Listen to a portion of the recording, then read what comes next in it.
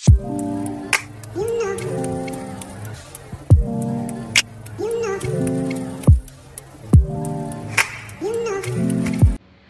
అందరికీ welcome back to my channel. So మీరు కానీ ఫస్ట్ టైం నా వీడియో చూస్తూ ఉంటే నా పేరు సిరి అండ్ నా ఛానల్లో ఇంకా చాలా వీడియోస్ ఉన్నాయన్నమాట. సో వెళ్ళి చూసేసేయండి అండ్ మీకు ఆ వీడియో ఇన్ఫర్మేటివ్గా అనిపిస్తే నా ఛానల్ని సబ్స్క్రైబ్ చేసుకోండి. సో తమ్నెయిల్ అయితే ఆల్రెడీ చూసారు కదా. సో సాఫ్ట్వేర్ కంపెనీస్ అనేది ఎలా వర్క్ అవుతుంది అండ్ వర్క్ ప్రాసెస్ ఎలా ఉంటుంది అండ్ ఏ బేసిస్ మీద డివైడ్ అవుతుంది, సో ఇలా ఓవర్వ్యూ మొత్తం నేను ఎక్స్ప్లెయిన్ చేస్తాను అనమాట. ఒకవేళ మీరు ఫ్రెషర్స్ ఉన్నారు, ఇప్పుడే లైక్ ఐటీ ఇండస్ట్రీలో మీరు ఎంటర్ అవుతున్నారు అంటే మీకు ఒక ఓవర్వ్యూ అయితే వస్తుంది. So what is software companies doing అని చెప్పేసి. సో మీరు బ్లైండ్గా కంపెనీస్కి ఎంటర్ అయిపోకుండా సో మీకు ఒక ఓవర్వ్యూ అనేది తెలుస్తుంది అనమాట. రేపు ఎవరైనా మిమ్మల్ని ఎక్స్ప్లెయిన్ చేయమని అడిగినా కానీ సో మీరు కాన్ఫిడెంట్గా వాళ్ళకి ఎక్స్ప్లెయిన్ చేయొచ్చు. So what is IT, what is software companies doing అని చెప్పేసి. And this video will be very informative and నేను త్వరగా లైక్ షార్ట్ చేసి చెప్తాను అనమాట. సో వీడియో మొత్తం పూర్తిగా చూడండి. Yeah, let's get into the video.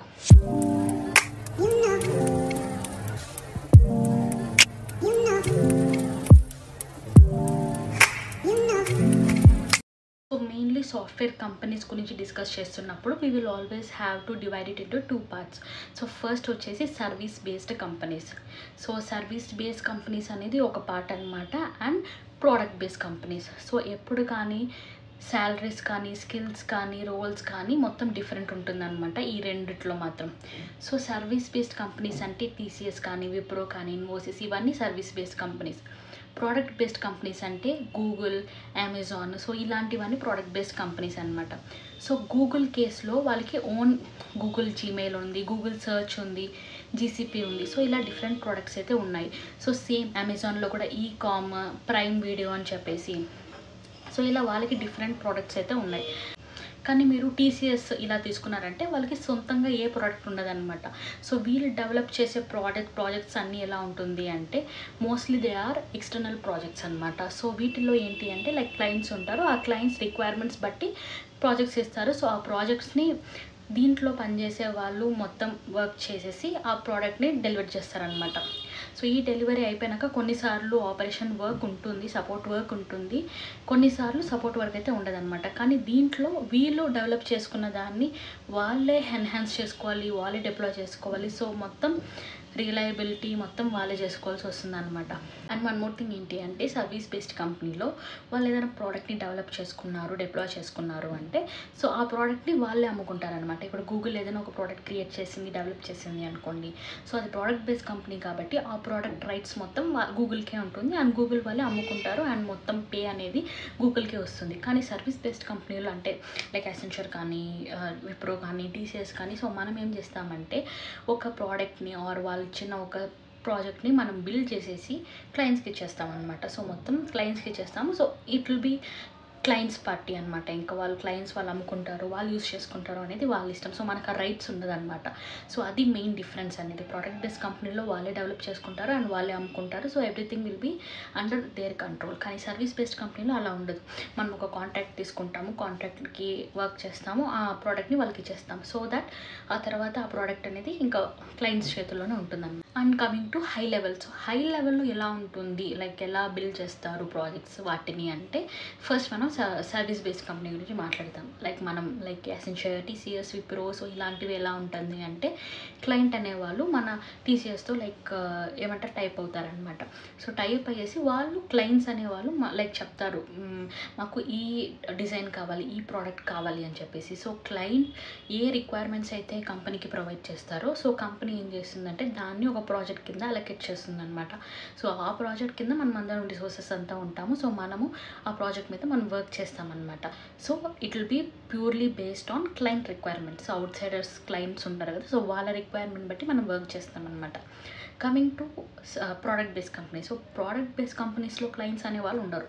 So మొత్తం కంపెనీ చూసుకుంటుంది కాబట్టి రిక్వైర్మెంట్స్ ఎవరు ఇస్తారు. సో రిక్వైర్మెంట్స్ ఇవ్వడానికి there will be a product manager అనమాట. మీరు వినే ఉంటారు ప్రోడక్ట్ మేనేజర్ గురించి.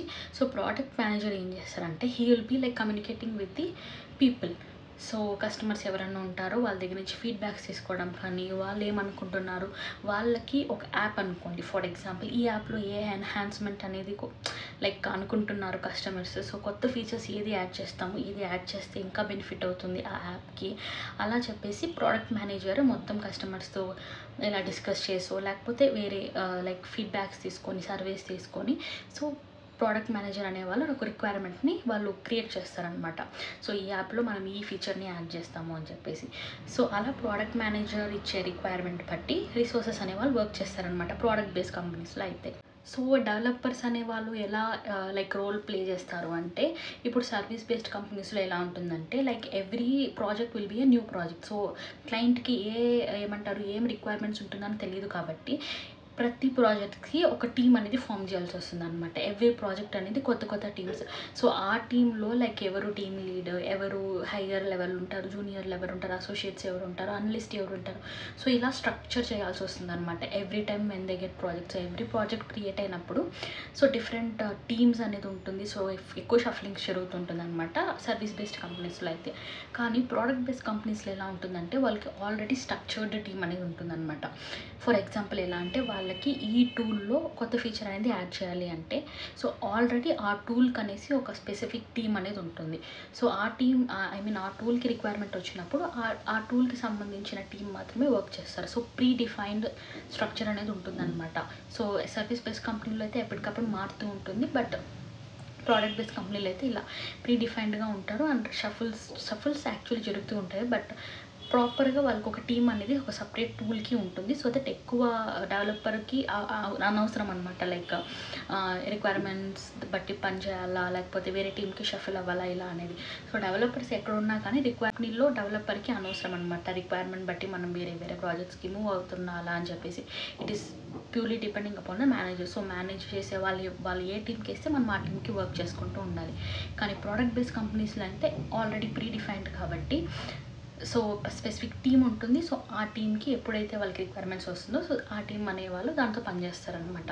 And now coming to like development అనేది, ప్రాజెక్ట్ స్ట్రక్చర్ అనేది ఎలా జరుగుతుంది అని చెప్తే, లైక్ ఫస్ట్లీ ఇప్పుడు మీరు కానీ లైక్ కొత్త ఫీచర్ని స్క్రాచ్ నుంచి మీరు ఒక ఫీచర్ని క్రియేట్ చేయాలి అనేది మీ ప్రాజెక్ట్ అనుకోండి. లైక్ అందరికీ ఇదే వస్తుందని కాదు. సో డిఫరెంట్ ప్రాజెక్ట్స్కి డిఫరెంట్గా ఉంటుంది, బట్ స్ట్రక్చర్ అనేది ఇలానే ఉంటుందన్నమాట. సో కొత్త ఫీచర్ని మీరు డెవలప్ చేయాలి అనుకుంటే, సో ఫస్ట్ ఆ ఫీచర్ని పార్ట్స్ కింద డివైడ్ చేస్తారనమాట. Like first feature, second feature, third feature అని చెప్పేసి. సో ఇలా ప్రతి ఒక్క ఫీచర్కి ఒక లీడ్ని అయితే వాళ్ళు అపాయింట్ చేస్తారు. సో ఈ లీడ్ ఏం చేస్తారు, so he should work like ఏంటి, like what is the process, ఎవరెవరికి ఏమేమి అలొకేట్ చేయాలి అని చెప్పేసి. సో అలా ఈ ఫీచర్ లీడ్ అనే వాళ్ళు టాస్క్స్ అనేది అసైన్ చేస్తారనమాట. సో అలా టాస్క్ అసైన్ చేసినప్పుడు ఇప్పుడు ఎలా ఉంటుంది, ఒక ఫీచర్ అనేది ఒక టూ వీక్స్లో కంప్లీట్ చేస్తాము, ఇంకో ఫీచర్ అనేది 3 వీక్స్లో కంప్లీట్ చేస్తాము. సో ఇలా ఉన్నప్పుడు ఎలా వాళ్ళు వర్క్ని డిఫరెంట్ ఏమంటారు రిసోర్సెస్కి ఎలా వాళ్ళు లైక్ ప్రొవైడ్ చేస్తారు అంటే, స్ప్రింట్ అనేది ఉంటుందన్నమాట. స్ప్రింట్ 1, స్ప్రింట్ 2, స్ప్రింట్ 3 అని చెప్పేసి. సో స్ప్రింట్ 1లో వాళ్ళు ఆల్రెడీ మొత్తం ఎలా అంటే డేటా అంతా క్లియర్ తీసుకొని పెట్టేస్తారు. సో ఈ పర్టికులర్ ఫీచర్ బిల్డ్ చేయాలి టీమ్ అంటే వాళ్ళకి 2 వీక్స్ టైం పడుతుంది. సో స్ప్రింట్ 1లో ఈ టాస్క్స్ అన్ని మనం కంప్లీట్ చేసుకునేయాలి టీమ్ నుంచి. నెక్స్ట్ ఈ స్ప్రింట్ 1 అనేది మొత్తం క్లోజ్ అయిపోయిన తర్వాత next higher level. So higher level sprint 2 ఉంటుందన్నమాట. సో స్ప్రింట్ 2లో కొంచెం క్రిటికల్గా ఉంటుంది. సో అవి మళ్ళీ డిస్ట్రిబ్యూట్ చేస్తారు.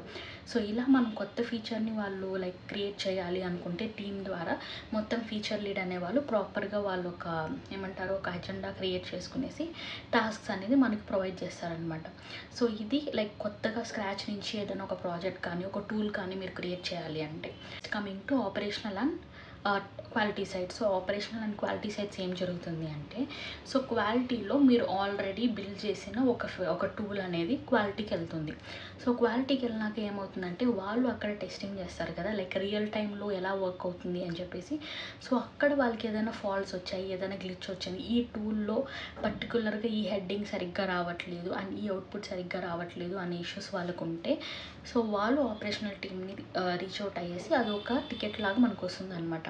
సో ఆ టికెట్లో ఏంటి అంటే, ఆల్రెడీ లైక్ ఉన్న ఒక టూల్లో ఒక ప్రాబ్లం అయితే వచ్చి ఉండాలి ఆ టూల్లో. సో ఆ టూల్లో ఆ ప్రాబ్లమ్ని ఫిక్స్ చేయడానికి ఒక రిసోర్స్ని అసైన్ చేస్తారనమాట. దాన్ని టికెట్స్ కింద అసైన్ చేస్తారు.